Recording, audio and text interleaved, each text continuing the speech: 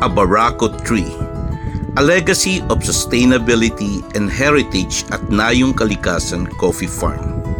In a world where the pace of urbanization never slows and where green spaces are being lost to concrete jungles, the call to plant a tree becomes more urgent than ever.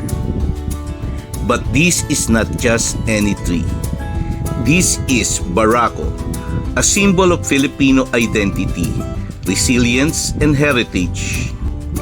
Join us in this compelling journey through the Adopt a Barako Tree Planting Initiative, a meaningful sustainability project led by Meralco's Contract and Outsourcing Management, the Networks Group, and Meralco Contractors, all coming together with a shared vision to protect the earth and preserve the fading coffee legacy of the Philippines. Why this project matters: a global and local sustainability crisis. Sustainability is no longer a buzzword, it is a necessity.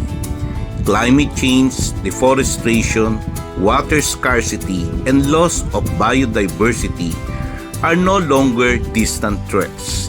They are present and rapidly escalating. The impact: rising temperatures, frequent natural disasters, disappearing native species, and in this case, the slow and painful decline of an agricultural treasure, the Barako coffee tree. This project is an urgent response. It is not just about planting coffee trees. It is about ensuring that future generations will still be able to walk through a coffee farm, smell and sweet fragrance of blooming Barako flowers, and taste the rich, bold coffee that once placed the Philippines among the top coffee producers in the world. The Barako Tree, a cultural and agricultural treasure. Barako is not just a coffee variety, it is a heritage. Grown predominantly in Batangas and Cavite provinces, Barako, or known as Coffea liberica, is known for its strong aroma, large leaves, and tall towering tree structure. It is a coffee that commands attention and respect, bold, proud, and uniquely Filipino. But despite its strength, the Barako tree is under threat. It takes longer to grow, it requires more space, and it has been replaced by higher yield, more commercially viable varieties in many farms. As a result, Barako is becoming rare, even endangered. If we don't act now, the day may come when we can no longer find a Barako tree in its natural habitat. That's where the Adopt a Barako Tree project comes in to fight back against the tide of loss. Saan hindi? Punyo yan. Planting with Purpose, the Adopt a Barako Tree program. The Adopt a Barako Tree initiative at Nayong Kalikasan Coffee Farm is a long-term commitment to sustainability, community involvement, and cultural preservation. Here's what makes it extraordinary. Organized by Meralco's Contract and Outsourcing Management, the Networks Group, and the Meralco Contractors, this project shows how corporations can lead with conscience by not only providing power to homes but also empowering communities and protecting nature. Hosted at Nayong Kalikasan Coffee Farm in Alfonso, Cavite, a lush, family-run farm committed to reviving traditional coffee cultivation practices and environmental stewardship.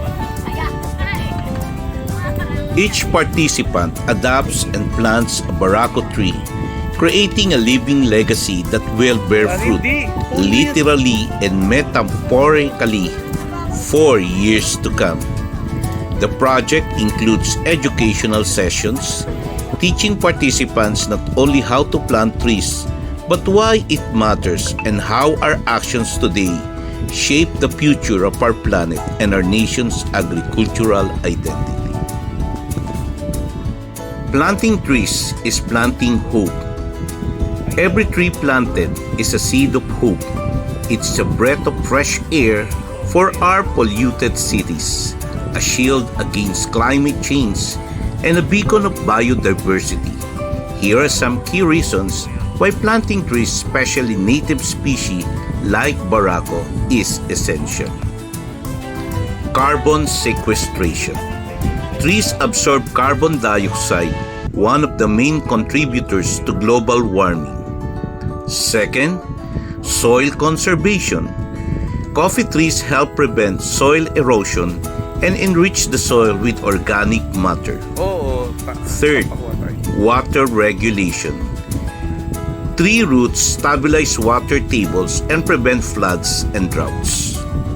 Fourth, habitat restoration.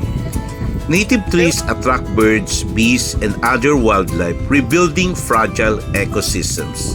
And the last one, economic empowerment.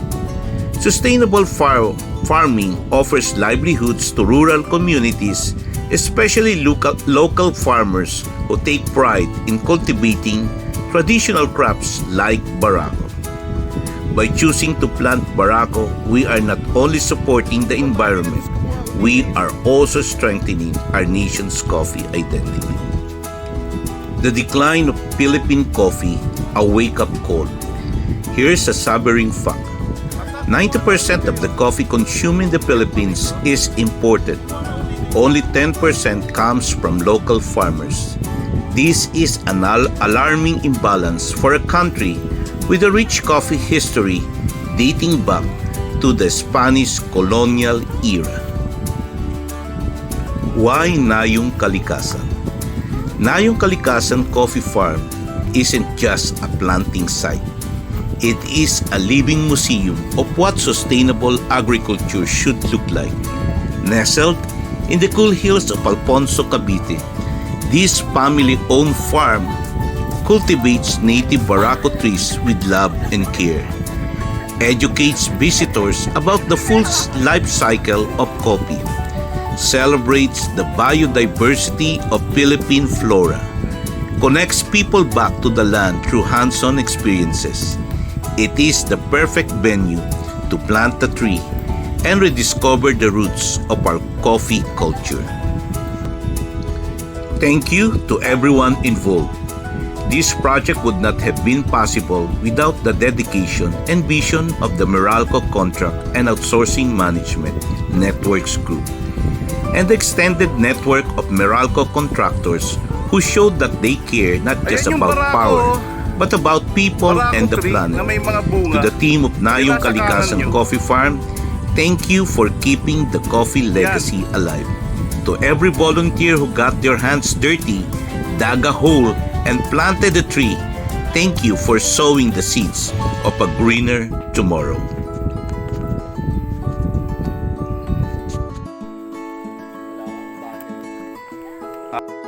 Brad, yan. Oh, from Nuseha naman to.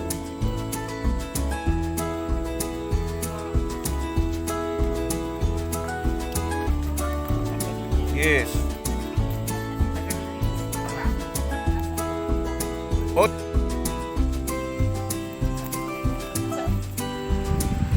Don't forget to like, comment, and subscribe to our Farmer George Salinas YouTube channel for more travel inspiration.